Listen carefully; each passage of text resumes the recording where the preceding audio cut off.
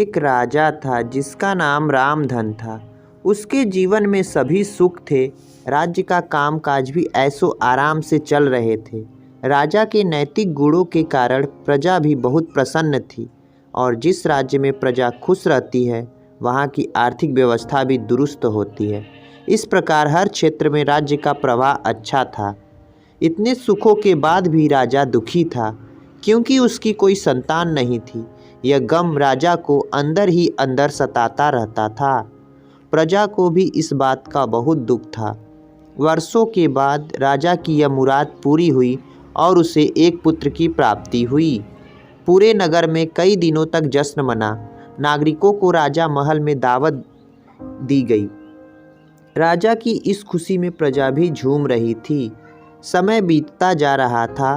राजकुमार का नाम नंदन सिंह रखा गया।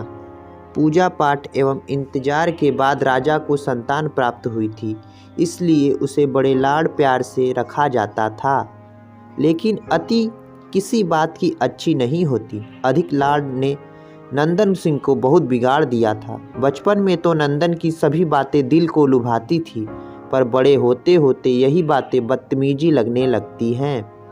नंदन बहुत ज़्यादा जिद्दी हो गया था। उसके मन में अहंकार आ गया था और वो चाहता था कि प्रजा सदैव उसकी जय जयकार करे, उसकी प्रशंसा करे। उसकी बात ना सुनने पर वो कोलाहल मचा देता था।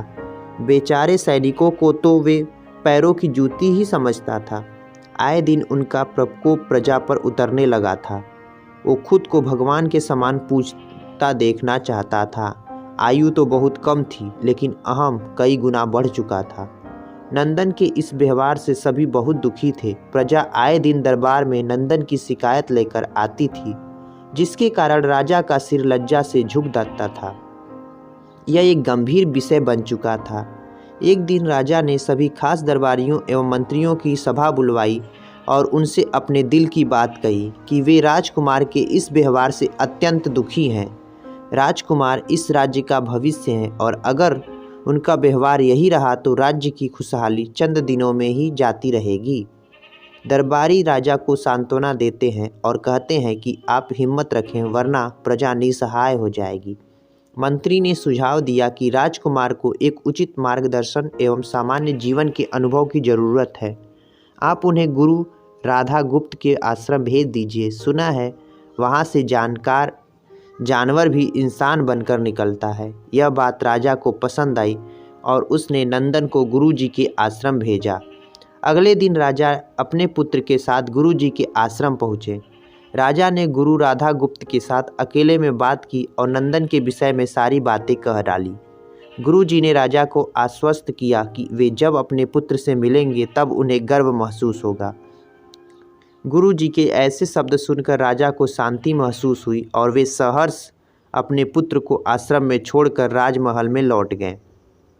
अगले दिन सुबह गुरु के खास चेले द्वारा नंदन को भिक्षा मांगकर खाने को कहा गया, जिसे सुनकर नंदन ने साफ इनकार कर दिया। चेले ने उसे कह दिया कि अगर पेट भरना है तो भिक्षा मांगनी होगी और भिक्षा का समय शाम तक ही है, अन्यथा भूखा रहना पड़ेगा। नंदन ने अपनी अकड़ में चेले की बात नहीं मानी और शाम होते उसे भूख लगने लगी, लेकिन उसे खाने को नहीं मिला। दूसरे दिन उसने भिक्षा मांगना शुरू किया। शुरुआत में उसके बोल के कारण उसे कोई भिक्षा नहीं देता था, लेकिन गुरुकुल में सभी के साथ बैठने पर उसे आधा पेट भोजन मिल जाता था। धीरे धीरे उसे मीठे बोल का महत्व समझ आने लगा और करीब 1 महीने बाद नंदन को भरपेट भोजन मिला, जिसके बाद उसके व्यवहार में बहुत से परिवर्तन आए। इसी तरह गुरुकुल के सभी नियमों ने राजकुमार में बहुत से परिवर्तन किए, जिसे राधा गुप्त जी भी समझ रहे थे। एक दिन राधा गुप्त जी ने नंदन को अपने साथ सवेरे सैर पर चलने को कहा। दोनों सैर पर निकल गए। रास्ते भर बहुत बातें की।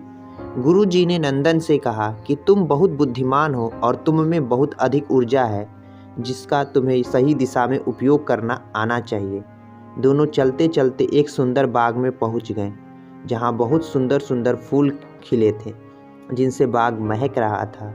गुरुजी ने नंदन को बाग से पूजा के लिए गुलाब के फूल तोड़ने को कहा।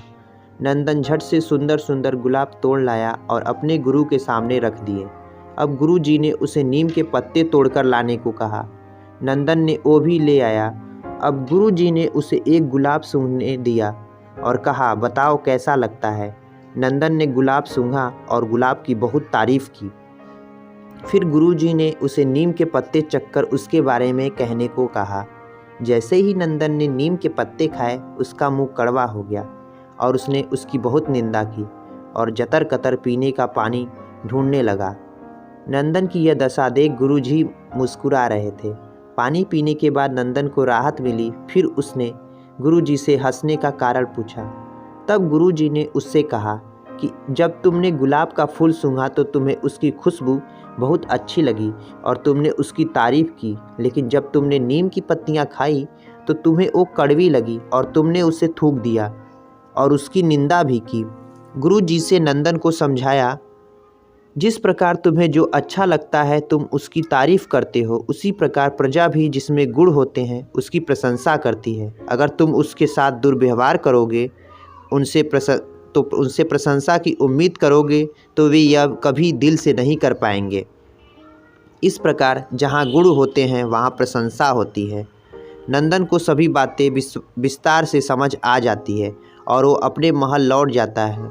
नंदन में बहुत परिवर्तन आता है और वो बाद में एक सफल राजा बनता है।